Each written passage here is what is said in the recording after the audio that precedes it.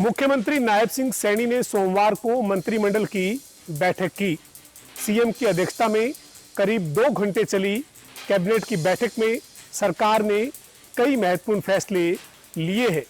इसके साथ ही मुख्यमंत्री की अध्यक्षता में आज बीजेपी के तमाम विधायकों और 2024 के चुनाव में पार्टी के उम्मीदवार रहे नेताओं के साथ भी बैठक हुई। इस बैठक में तमाम मंत्री, विधायक और पार्टी के वरिष्ठ नेता शामिल हुए थे। बैठक के बाद मुख्यमंत्री ने कैबिनेट में लिए गए फैसलों की जानकारी दी। सीएम ने कहा कि आज मंत्रिमंडल की बैठक में 15 एजेंडे थे, जिनमें से 14 एजेंडों पर मोहर लगी है। सीएम ने कहा कि मंत्रिमंडल की बैठक में टीचर्स ट्रांसफर पॉलिसी समेत कई महत्वपूर्ण फैसले थे, उनको आज सरकार ने मंजूरी दी है। इसके अलावा मुख्यमंत्री ने आज विधायकों और पार्टी के वरिष्ठ नेताओं के साथ हुई बैठक में हुई चर्चा की भी जानकारी दी। सीएम ने कहा कि विकसित भारत विकसित हरियाणा 2047 का जो लक्ष्य है, उसको लेकर आज पार्टी के नेताओं के साथ चर्चा की है। सीएम ने कहा कि आज बैठक में तय हुआ है कि विकसित विधानसभा का लक्ष्य लेकर पार्टी के तमाम नेता अपने अपने विधानसभा क्षेत्र में काम करेंगे।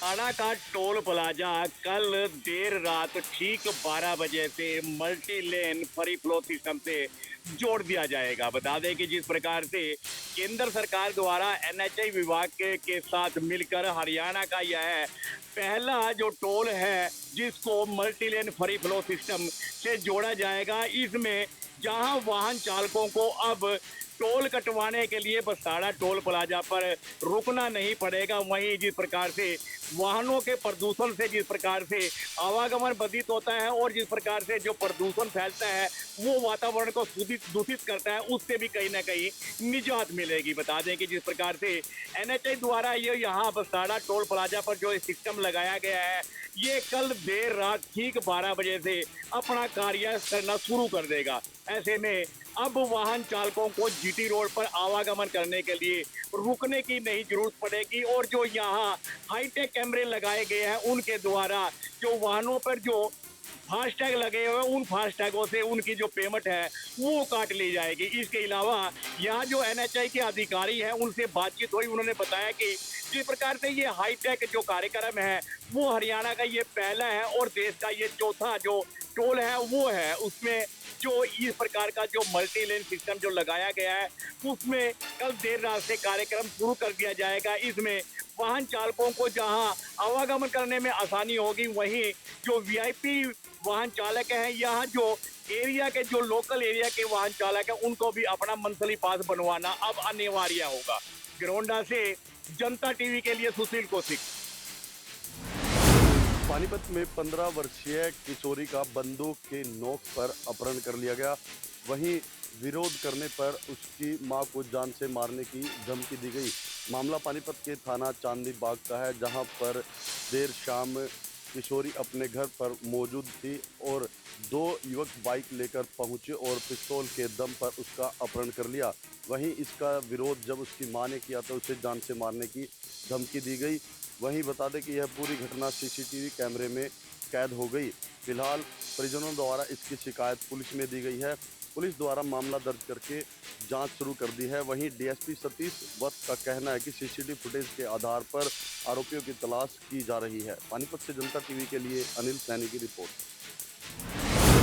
जिले में लगातार आवारा कुत्तों का आतंक जारी है और आवारा कुत्ते हर रोज छोटे बच्चों से लेकर बड़े बूढ़े लोगों तक अपना शिकार बना रहे हैं। अगर जींद जिले की बात की जाए तो जींद जिले में एक महीने के अंतराल के अंतर्गत तकरीबन 450 करीब जो केसेस हैं वो सामने आए हैं और डॉक्टरों का भी कहना है कि अब जिस प्रकार से छोटे बच्चों की जो स्कूल की छुट्टियां हुई हैं, तो ऐसे में जो बच्चे हैं वो बाहर खेलने के लिए घर से बाहर जाते हैं, तो ऐसे में जो आवारा कुत्ते हैं वो उनको भी शिकार बना रहे हैं। और ऐसे में अगर जींद शहर की बात की जाए तो जिस प्रकार से जो नोडल अधिकारी है वैक्सीनेशन जींद सरकारी अस्पताल के डॉक्टर राणा जी, उनका कहना है कि अब तक जींद जिले में तकरीबन 4500 के करीब जो AVR की जो वैक्सीन है वो हमारे पास अवेलेबल है। और इससे बात की जाए तो जिस प्रकार से जो गांव के अंदर CHC और PHC सेंटर होते हैं वहां पर भी जो रेबीज के टीके के लिए वैक्सीन लगाई जाती है वो वहाँ पर अवेलेबल कराई गई है। और हमने लोगों को भी इस बारे में जागरूक किया कि अगर कोई भी जो आवारा कुत्ता है या फिर घरेलू कुत्ता है,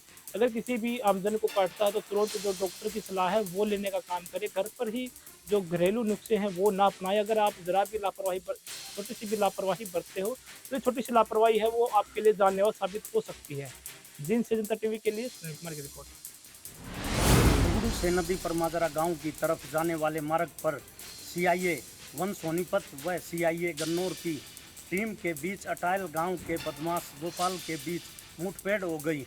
पुलिस का दावा है कि बदमाश गोपाल किसी हत्या की वारदात को अंजाम देने की फिराक में था। इसी दौरान पुलिस को सूचना लगी तो पुलिस ने नाकेबंदी करते हुए बदमाश को पकड़ने का प्रयास किया। इसी दौरान बदमाश गोपाल ने पुलिस पर फायरिंग शुरू कर दी।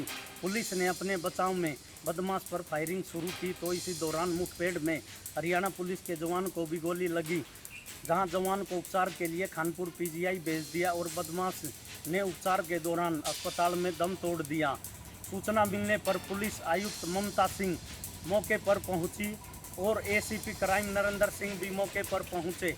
पुलिस का दावा है कि बदमाश गोपाल इस दौरान 70 दिन की पैरोल पर आया हुआ था और वह हत्या के 2 मुकदमों में सजा काट रहा था, तो इसी दौरान वह हत्या की वारदात को अंजाम देने की फिराक में था। पुलिस ने कार्रवाई करते हुए बदमाश को मुठभेड़ के दौरान मार गिराया। कन्नौर से जनता टीवी के लिए विनोद राठी की रिपोर्ट।